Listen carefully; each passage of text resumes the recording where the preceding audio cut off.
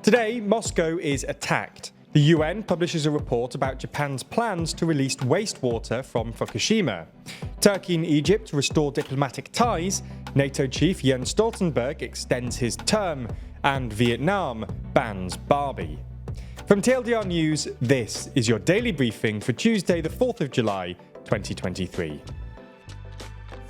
Russia has today claimed that they've intercepted a Ukrainian drone attack, which was aimed at the Russian capital.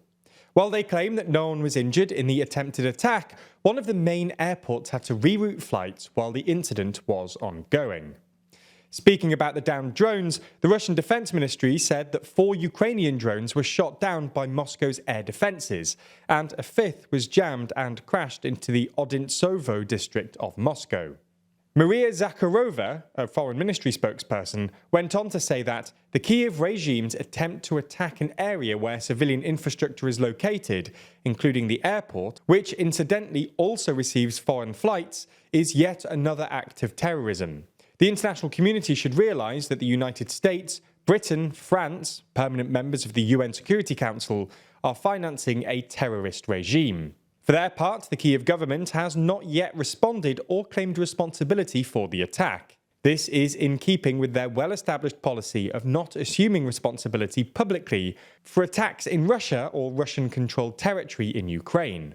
This attack comes on the back of months of increased drone attacks deep in the heart of Russia, with it likely that such attacks will continue in the future. There's more on the way, but be sure to subscribe and ring the bell to make the daily briefing part of your daily routine, or just search for us on your podcast app to listen along. On March the 11th, 2011, a nuclear accident occurred at the Fukushima nuclear power plant in Japan. The cause of the accident was a powerful earthquake. In fact, the most powerful earthquake ever recorded in Japan. The disaster caused a huge amount of contaminated wastewater, which Japan has been storing ever since. Today, though, a UN watchdog has said that Japan's plan to release this wastewater does comply with international standards. This follows a 2-year safety review. The safety review concluded that the radioactive isotopes in the water are below what's considered harmful. Many opponents additionally argue that the presence of tritium is a concern. However, Japan argues that it's considered relatively harmless, as it doesn't emit enough energy to penetrate human skin, and that the water will be diluted so that the tritium content is well below internationally appropriate levels before it's released into the Pacific Ocean. Japan had argued that it was running out of storage space for the water, with the plant producing 100 cubic meters of wastewater per day. Tokyo has not yet announced a schedule for the release of the water, and they're still awaiting approval from the regulator. Irrespective though, others in the region have signalled their disapproval of the plans, with China and South Korea being the most vocal critics of the plan. So that's what's been happening in Japan today. Let's move and discuss what's been happening with Turkey and Egypt. Turkey and Egypt have restored normal diplomatic ties and appointed ambassadors to their respective capitals for the first time in a decade. A joint statement said this step aims at the renormalisation of relations between the two countries and reflects the mutual will to improve bilateral relations in the interests of the Turkish and Egyptian peoples. The two regional powers fell out in 2013 after General Abdel Fattah el-Sisi, now the president of Egypt, led a coup to remove the elected president Mohamed Morsi, who was affiliated with the Muslim Brotherhood organisation. Turkish leader Recep Erdogan had been supportive of the Islamist group and critical of Sisi's rise to power. Amid the deterioration of relations, the country's ambassadors were expelled. Turkey has been seeking to improve its ties with regional neighbours over the past couple of years, including Egypt, Saudi Arabia and the UAE.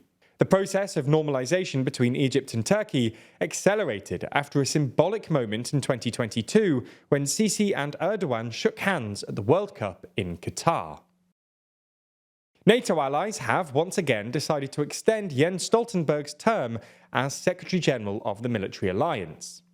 64-year-old Stoltenberg, a former Prime Minister of Norway, began his 4-year term as NATO Secretary-General in 2014 and subsequently had it extended for another 4 years, meaning it was meant to end in September 2022.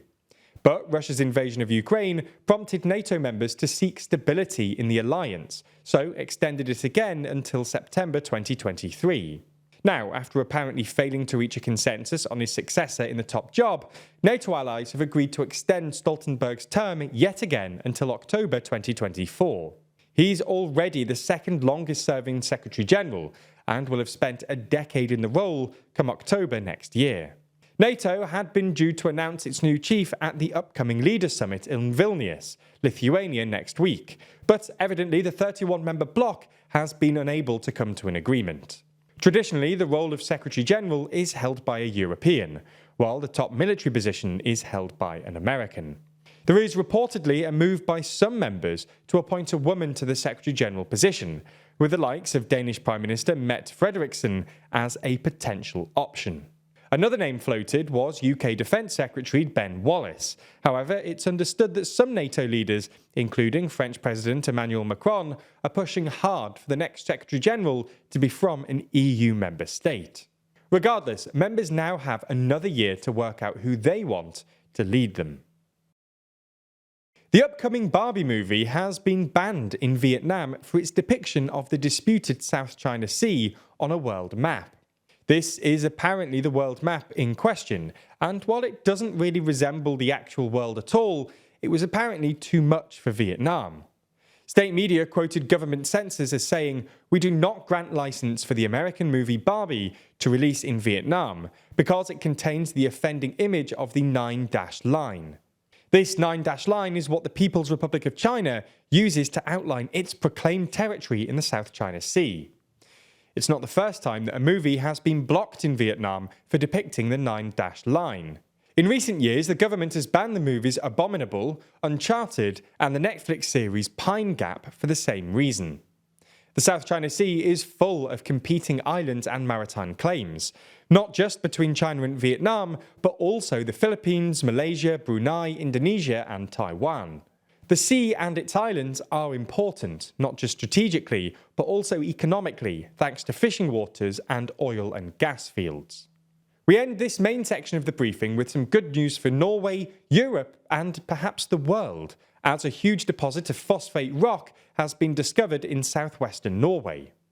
Norge Mining says it's the largest deposit in the world, at around 70 billion tonnes, and is big enough to satisfy world demand for fertilisers, solar panels and electric car batteries over the next 100 years.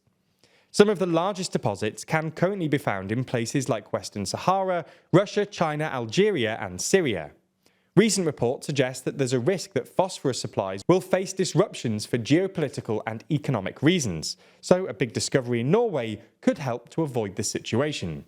Norway's Trade and Industry Minister said it's Norway's obligation to develop the world's most sustainable mineral industry. That's all we have time for on YouTube, but the briefing isn't over. That's because we discussed the final episode of TLDR's Race Across Europe in the extended edition of the Daily Briefing only on Nebula. And now it's time for us to sit down and discuss the final episode.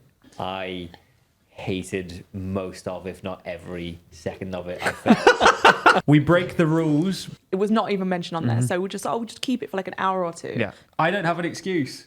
Do Ben's team even know that flights exist? I don't remember. Check the tapes. Maybe. Check the tapes. And Ben was not happy. It did cause a huge argument. I would like to say in my defence. Yeah. Now, it's worth saying that today the discussion is so long, it's about an hour, that we couldn't really tag it on the end of this video. So instead, it's on its own separate video and should be on the TLDR Daily Nebula channel page. So make sure you check it out there. That's the streaming service we're building with a bunch of our creator friends, many of whom you're likely to be already watching. That means that by signing up, you not only get an extended ad-free daily briefing every single day, you also get to watch exclusive and ad-free videos from the best educational creators on YouTube. That's things like Real Life Law's incredible Modern Conflicts, which breaks down contemporary disputes around the world, Neo's Underexposure, which beautifully dives into complex and shadowy topics you've always wanted to know more about, or Extremities from Wendover Productions, which uncovers some of the world's most remote places. All of these are only available on Nebula, just like our extended daily briefings and a whole bunch of other exclusive TLDR content which never comes to YouTube. If you want to sign up, use the link in the description so that they know you came through us. That helps us out a whole lot, as does watching on Nebula more generally. So thanks for signing up, and we'll see you on Nebula.